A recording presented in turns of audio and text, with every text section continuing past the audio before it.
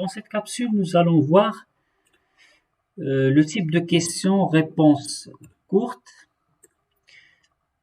Pour ce type de question, l'étudiant devra saisir une valeur textuelle ou bien numérique dans une zone de texte.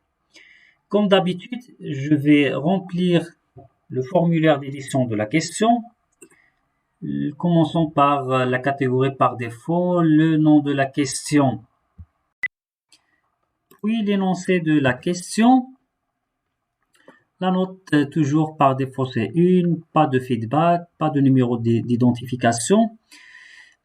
L'option sensible à la casse, si vous voulez exiger la sensibilité à la casse, pour moi donc non, la casse n'a pas d'importance ou bien n'est pas importante.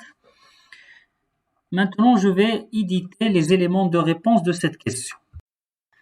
Normalement, la bonne réponse est 9. Je vais mettre 9 en chiffre en lui donnant la note 100%.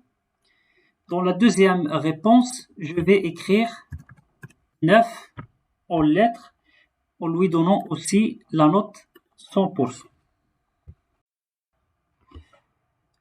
Pour le test, nous pouvons utiliser le joker étoile qui désigne n'importe quelle chaîne de caractères au cas où un étudiant écrira 9 provinces ou bien préfectures par exemple.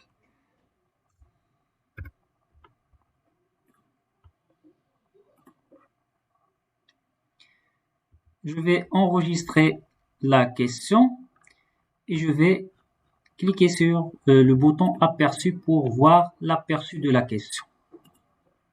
Donc je vais mettre la valeur 9. Donc il s'agit de la bonne réponse. Je vais écrire 9 en lettres. C'est la bonne réponse. Je vais écrire par exemple 9 provinces. Donc il s'agit de la bonne réponse parce qu'on a utilisé le joker étoile qui désigne n'importe quelle chaîne de caractères. Si je vais mettre une autre valeur différente de 9, donc il s'agit de la mauvaise réponse. Donc je vais enregistrer ma question.